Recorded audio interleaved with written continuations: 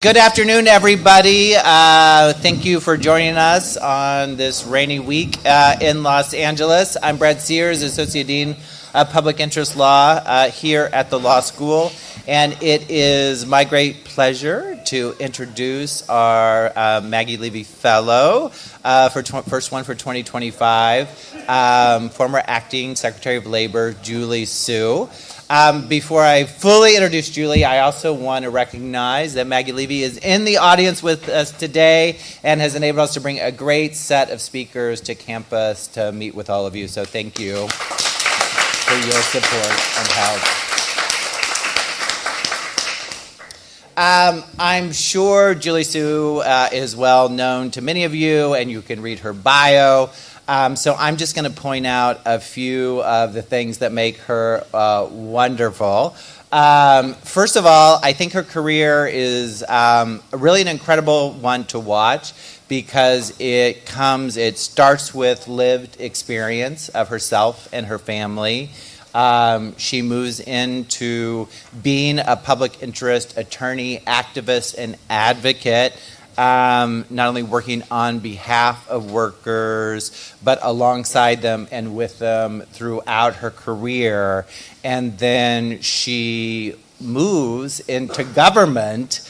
And really, I think what we all need right now, she has done throughout her government positions, both in the state of California and at the federal level, which is to show us a different vision of what government can be. That government does not need to be in opposition to workers, to unions, to all the movements that we care about, but can really work alongside them using laws, using policies, using practices to empower groups to continue to advocate and participate in making change for themselves. So government as a partner, as a leader, as a co-participator in moving change forward. The next great thing I think about Julie Su, and from my work at the Williams Institute and working on other movements, is she's down with the cause. She's down with the gays. She has been there since the earliest days. I had the pleasure of meeting Julie when I was in law school, and she was head of the Harvard Civil Rights Civil Liberties Law Review. So if you're on Law Review, you're creating change. You can start there as well. Where she organized at that time a symposium issue on the 25th anniversary of Stonewall. But, from those days when it was not quite as popular to be focused on LGBTQ rights as it is today, and particularly trans rights, which was an important part of that discussion in 1994. She's continued that work, and particularly with Asian Americans Advancing Justice, just the incredible work they did against Prop 8 for marriage equality in the state in California. Julie was really always a champion for that work throughout all the positions, and so I know that she really has a cross-movement, cross-issue view of social justice, which has always been important. The third thing I'll say is if you're not following her on social media, her social media game is tight. I would get all of her, grams and whatever, all the things you all follow. And I think also showing us today what smart, intelligent resistance with a heart can look at and not letting up on keeping an eye on what this administration is doing and is not doing, and whether it's the labor reports that we're not getting today, the dismantling of the federal government, the pushbacks on the labor movement. I really encourage you to follow her, and I think she's showing, we teach in our public interest program all the different modes of advocacy, and obviously not only the sharp analysis, but being able to use the tools of communication of today that these kids are using. Julie is doing a fantastic job. And finally, I'll just wrap up by Julie is a person of tremendous joy and tremendous heart. And I have just through every interaction I've had with her, clear back into the 1990s, that has been true about her. And it's an incredible thing to do, to be able to walk into any room and spread that joy and spread that heart, to meet discord in life and bring harmony. And it is work and energy that is expended that often doesn't get recognized. And Julie, I just want to thank you for the incredible difference that you made and the way that you make it. Thank you.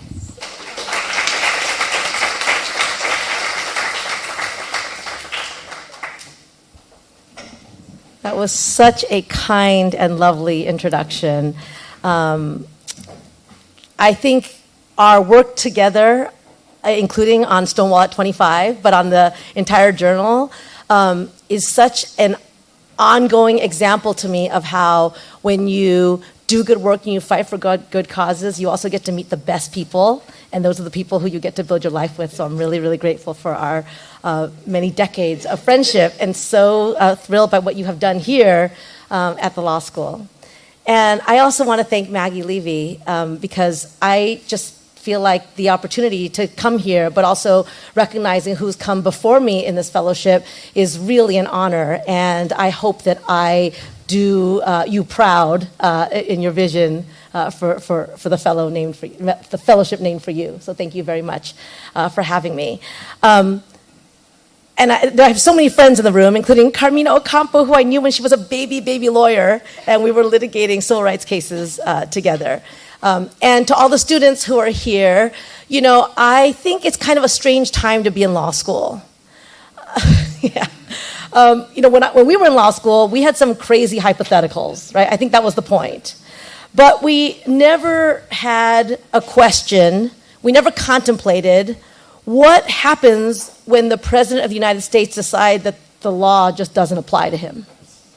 What happens when he takes the most egregious, horrific examples in our history and uses them not as warnings, but as roadmaps? We didn't talk about that in law school. And what happens when he takes the entire massive force of the federal government and hires masked, armed individuals who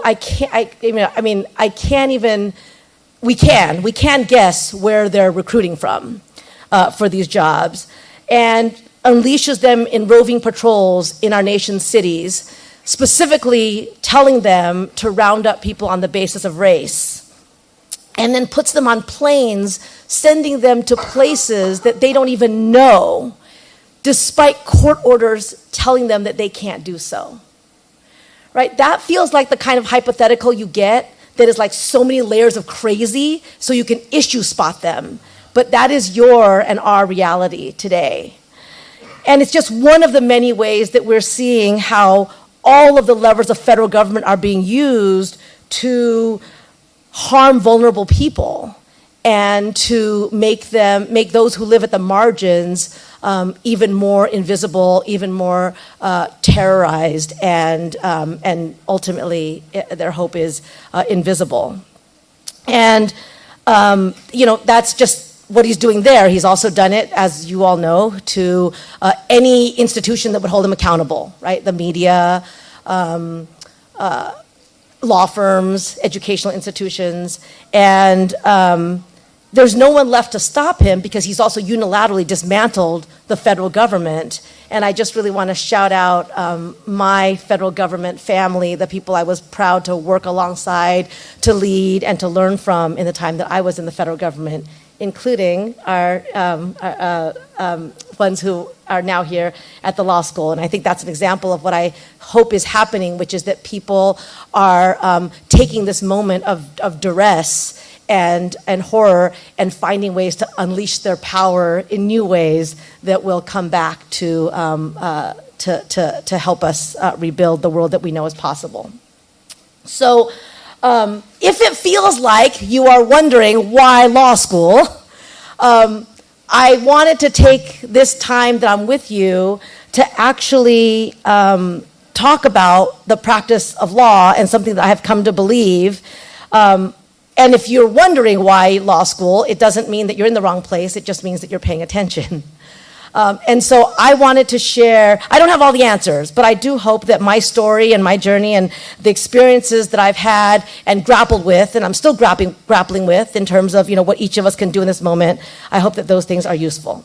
So to cut to the chase, I want to say that having spent my career as a public interest lawyer, fighting alongside working people to make life just a little bit better, and to use the law as a lever for that, I believe that lawyers being as creative and as fearless and as collaborative as we can be is critical now more than ever.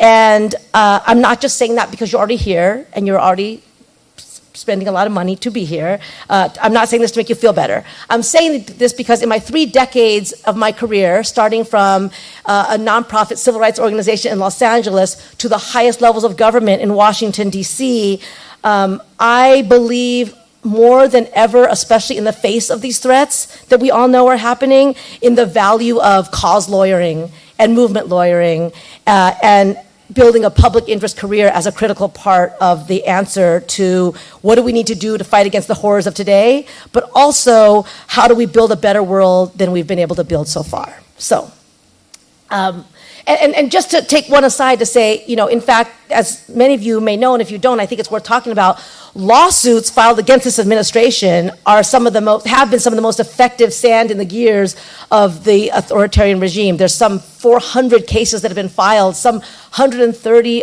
court orders that have been issued, and of course, we should acknowledge just how much the administration is ignoring them. But they've also done quite a bit to block some of the efforts of this administration, and they've also done something else, which I believe about using the law in litigation, which is it's not just the wins that matter, right? It's not just when you win. It's how the law, because it's so powerful and it's such a indicator for people about what is right, that when you use it to push back, when you use it to craft legal theories that push back on things that are wrong, you actually give people you help to shape the idea of what is right and wrong. And I've seen this in communities across the country, is it gives people something to organize around and to push for, and that has been really, really effective. It's a way for people to join together to force those in power to account. So I wanted to talk a little bit about my own career. I'll have another talk about this later, so I don't want to get too into it, but I want to say that I did not expect the career that I had. And I think most people at this point in their lives would likely say that. I certainly never expected to be a member of the cabinet of the United States. In fact, when President Biden told me he was going to nominate me, I told him that there was no way my immigrant parents could ever have imagined their daughter serving in the cabinet of the United States president. And he said, well, let's give him a call. And so he took my hand, walked me over to his desk and said, dial their number. And the only thing that went through my head was, they're not going to answer the phone because they're not going to recognize this number. And it was true, they didn't answer the phone. But he left them a very nice message about standing next to the next U.S. Labor Secretary.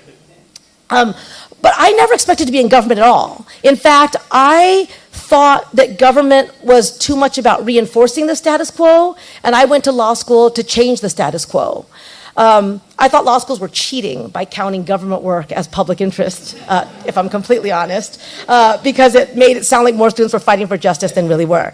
But I have come to see just how important work for justice from inside government really is. And I want to talk a little bit about that, especially with our democracy on the line, how critical it is for people inside of government who to be there, who truly believe in the right of people to participate in decision-making, lawmaking, and enforcement of laws. So for purposes of this talk, which is entitled Race, Immigration, and Worker Power, Whose Side Are You On? The thesis I want to share with you is, even as you learn in law school how to understand both sides, or all sides, of an argument, and even as this gives you the intellectual rigor that is the hallmark of a good lawyer, Knowing how to see both sides isn't the goal. Deciding whose side you're on is. Now, I spent nearly 2 decades, the early part of my career, as a Skadden Fellow at an organization now called Asian Americans Advancing Justice. And we pushed the envelope of the law. We used novel interpretations to try and bring people for whom the law was failing or falling short into their protections. And we developed a model of litigation where the lawsuit was a tool for workers to organize, speak up, demand better, and develop strategy. And one of the thrilling things about public interest law is the challenge of developing legal theories that may never have been tested before or have never been applied to the situation or people that you are serving. And so what I spent a lot of time doing was representing workers in subcontracted industries, meaning they worked for an employer who was the middleman for an up-the-chain entity who insulated itself from responsibility. And we had to find ways to get the real corporate entity responsible for the exploitation of workers in their supply chain. And in the garment industry, for example, you have a manufacturer, retailer, right, a contractor, and then the workers. But that company decides everything about the garment, decides how quickly they want the garments, decides how much they're going to pay. They have the power to decide how much they're going to pay for those garments. And so our theory was that with all of that control, while it's not technically control over the wages, hours, and working conditions, it essentially was, and therefore they should be held responsible as joint employers. The other thing about the garment industry, as with so many low-wage industries, is it's made up of primarily low-wage, immigrant, Latina and Asian women who work side by side but are constantly told that the other is their enemy, right? They're not on your side. If you talk to them, they're gonna, if you tell them what you're doing, they're gonna take your job. It's not a foreign concept to us because it's being weaponized at the national level now, but it's something that happens every single day. And we worked hard to do the difficult but necessary work of actually bringing workers together to counter those messages. And that proved to be very, very powerful in our work. I often say, solidarity is not just a concept, it's an act. And so building solidarity was really important in the work that we did. And one of the things that we did to help make these issues concrete was to take garment workers at the beginning of a case to the stores where the clothes that they had sewn were made. And not to protest, not to demand, but just to see. And for those workers, it was such a powerful way to link what they had done with their hands to what was actually being sold ultimately in the store, a part of the chain that they had likely never seen, right? They're not buying the clothes that they make. And it was one of those powerful aha moments in each case. And these moments also helped when later in the case, the workers were actually deposed. And I saw that that story of them seeing the garments for the first time hanging in a well-lit, comfortable, store, how that hit them, and they could contrast that to the conditions that they had to endure when they were making the clothes. And what they would often say in depositions is, what struck me was the price tag for that garment was so much more than anything that I made to make it. And so in case after case, we pushed for corporate accountability by engaging the workers in their own struggle, as Brad mentioned.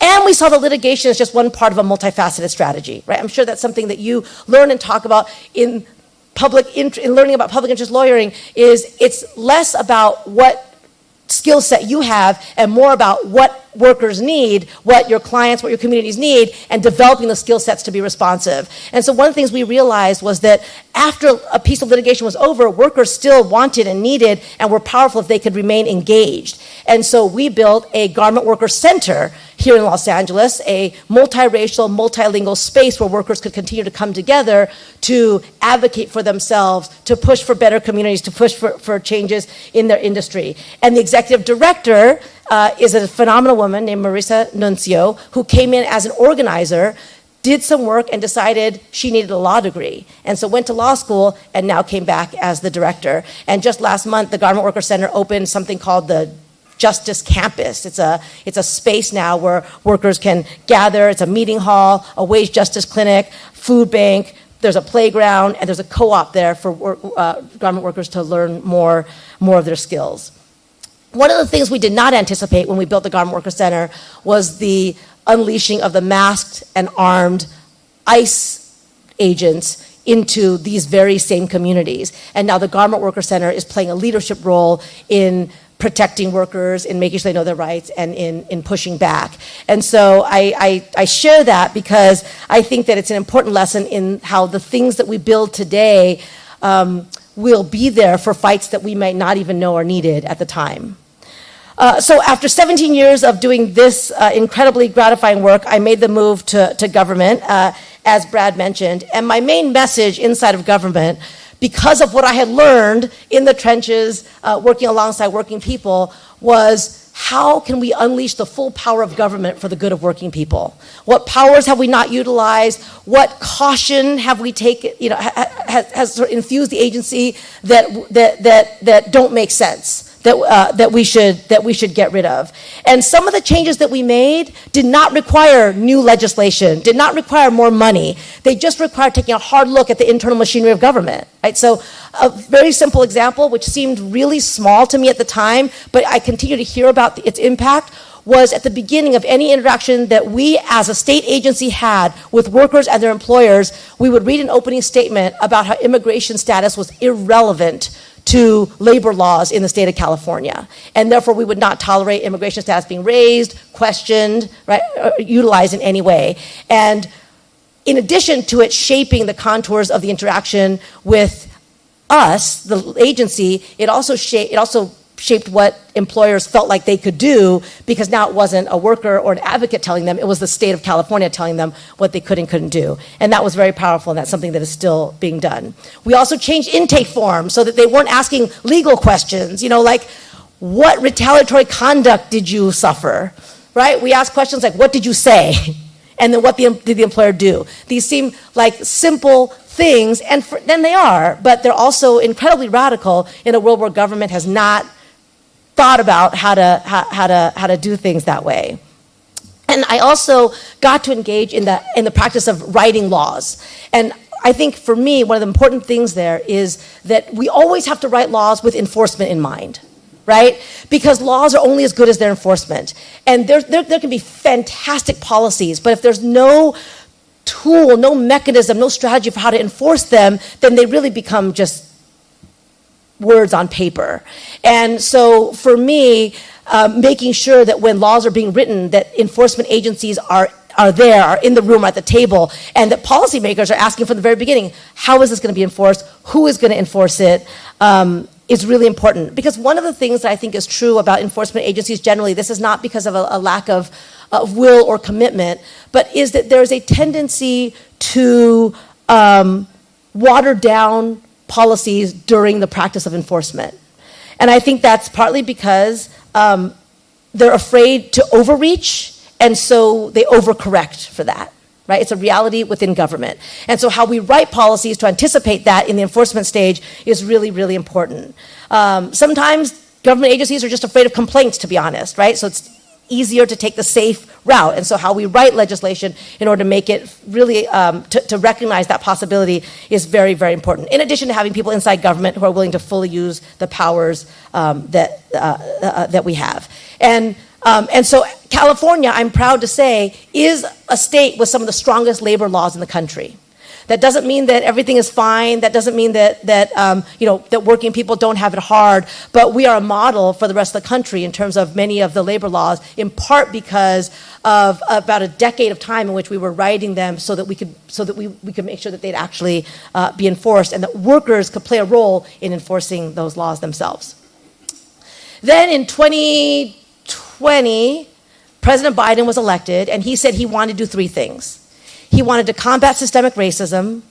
He wanted to restore, this is so sad to say now, he wanted to restore decency to the White House. And he wanted to build the most pro-worker, pro-union administration this country had ever seen. And I had never wanted to leave California. I had never wanted to serve in the federal government. Our laws are so much better than federal laws to begin with. I got there, I was like, what do you mean workers around the country don't have this particular set of protections? But when he said those things, I said, sign me up for that.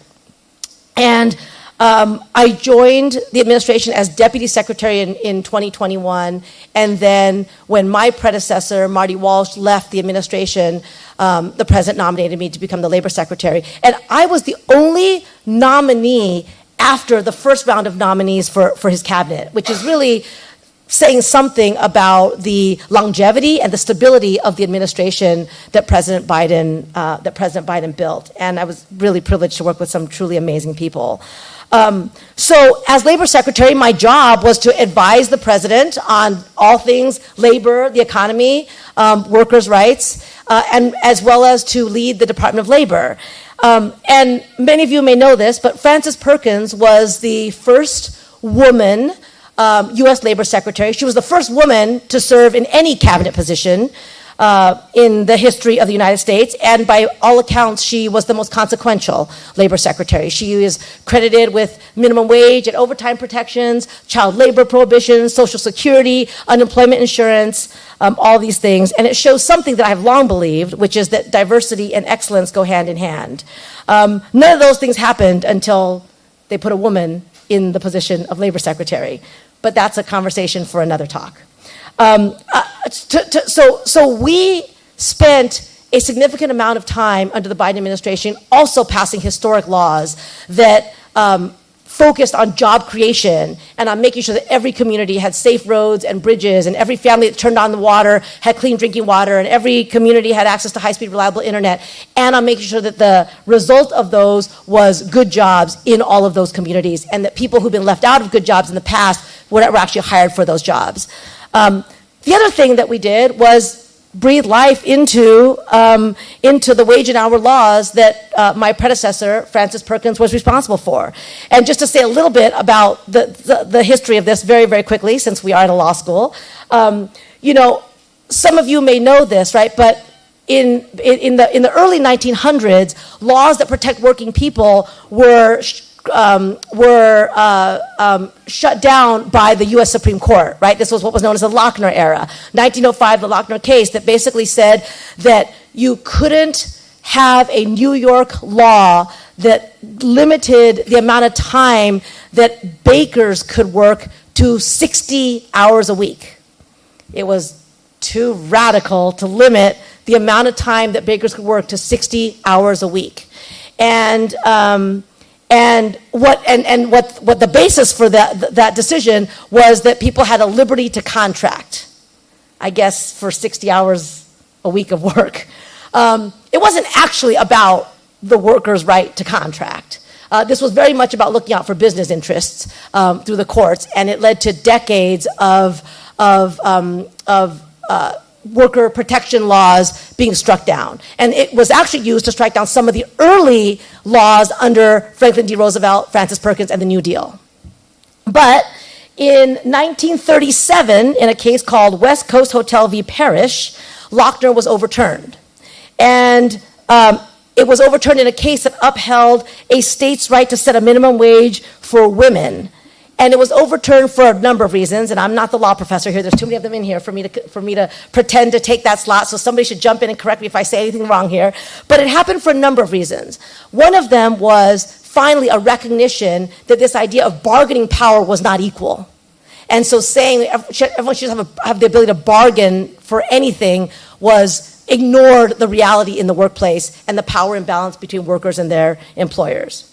The second reason was because of the Great Depression, right? The amount of suffering that people had to endure, and a real anger with government over it, right? Remember Hoovervilles and the idea that government had not done enough to protect working people and to protect people from the ravages of the recession. And so a broader public view of what government needed to do was needed. And the third was that Franklin D. Roosevelt threatened to pack the courts.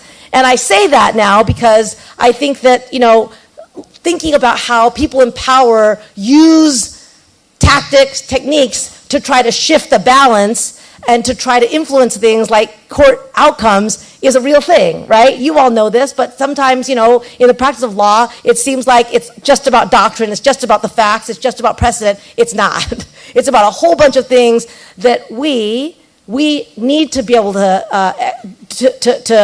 do, and we need to be able to try, and we need to have people in power who are willing to pursue those kinds of things. And so because those all hold lessons for where we are today and how tides shift with realities on the ground, and leadership willing to shake things up, I thought that was really important to note. But the upshot of the latest Supreme Court decision, 1937, was that now you could have much more regulation of workers' rights, minimum wage, overtime, and other sorts of things that were considered in the purview of private bargaining before. And so in my time as the labor secretary, we worked really hard to breathe new life into the Fair Labor Standards Act. For example, the first Trump administration had put in place a joint employer rule that made it harder to hold up the chain companies responsible, something I happen to know a little bit about. And so we rescinded that rule, and we focused investigations on making sure that we were looking at all of the entities who were responsible for labor law violations.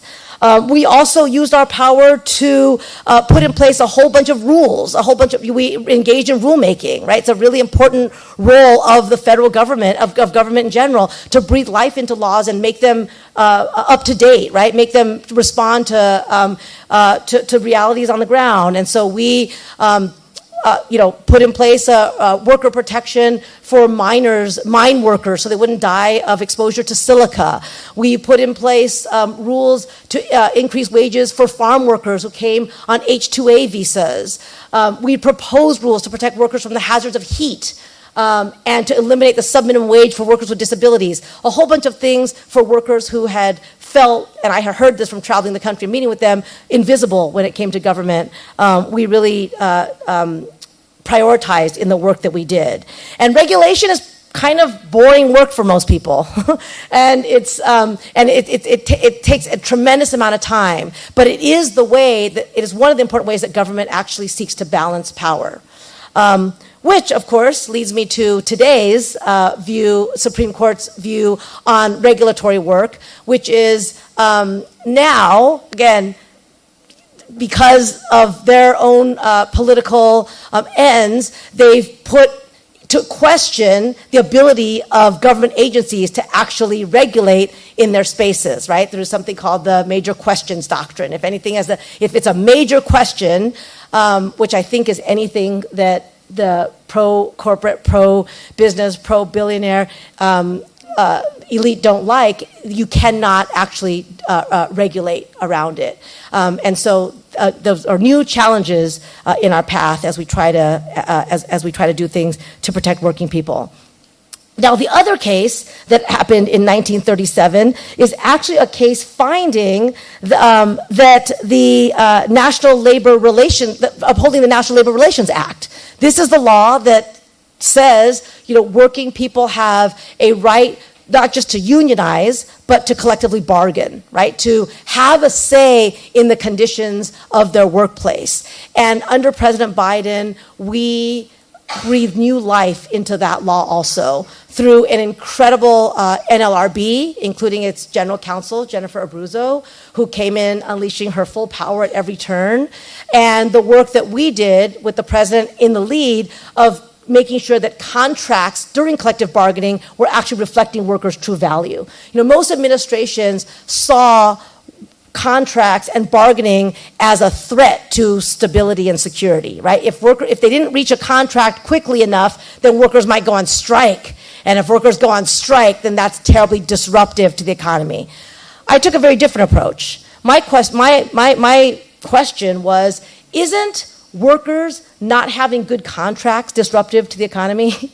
Isn't workers having to work day in and day out and not having enough to live and not being able to get by disruptive to the economy? And isn't that disruption worth us doing something about? And so we were supportive of workers' right to strike, their ability to strike. We weren't going to take away the biggest power that they had to get a fair contract. And as a result, contracts from auto workers to airline flight attendants, from port workers to healthcare workers to hospitality, teachers, all across the industry, there were historic contracts that were reached. And you guys are no doubt seeing now, there's also been tremendous organizing in industries that many people thought were not able to be organized, right? Starbucks baristas, Amazon warehouse workers, graduate student workers went gangbusters in the 4 years prior to the last year, and it was, of course, due to the incredible organizing and strength of workers themselves and visionary union leaders, but it was also because there was an administration who was very much committed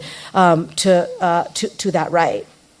So I'm going to wrap up here by just saying a couple things about, sort of like the moment that we are in, right? We are in a moment where a lot of people are talking about affordability now, right? You're hearing that prices are too high, and we need to do something about that. But affordability is really about two things. It's about what things cost, and it's also about what people make. And we have to make sure that jobs are good enough and secure enough so that working people can afford not just the basics, but the things that make a good life. And that people don't have to work 2 or 3 jobs to get that. And that is the role of government. It's the role of business, I will say too. The other thing about unions and why I'm so glad to come here and talk to you all about them is that I do think that educational institutions either don't talk about unions, which just reinforces general anti-union bias, or teach that unions are kind of a bad thing that need to be managed, right? And I think that's a failure of our educational systems as well. But we need to be talking as seamlessly when we talk about bringing down the price of groceries and gas and healthcare, to also talk about the need for workers to have a good job so that they can live a good life. And the other thing is just, the one thing I've seen throughout my career is that when you give workers a real chance to be heard, to speak, to have some control over their lives, they will speak with incredible power and eloquence about what they want, what they need, and what it will take for us to get there. And so a lot of the hand-wringing about what we need to do, I think, is partly about not engaging workers enough in helping to design the things that they need in life. And I've heard workers speak of the incredible hunger that drove them to take immense risks to be here. I've heard them talk about the degradation of working under sweatshop conditions, the blood on their hands from working really long hours, the lifelong injuries, and the pain in their hearts from long separation from loved ones. But they also speak of the law and what it takes, why the laws are not sufficient, why they're not adequate. And I feel like as lawyers, at our best, we provide and give space for those kinds of conversations. And it has been incredibly rewarding for me in my career to get to do that. And I think that the advocacy that lawyers do can make it possible for people who've been told their whole lives to keep their heads down and know their place, to actually find a new place in designing the solutions, in building the world that we want. And I have seen workers under the most inhospitable conditions actually imagine the possibility of justice and be able to fight for it. And that is something that lawyers make happen. And we need you to be a part of making that happen, because we do need that more than ever before. So in closing, I'll just say, just because you can argue both sides doesn't mean that you should. I'll end there and take any questions or comments.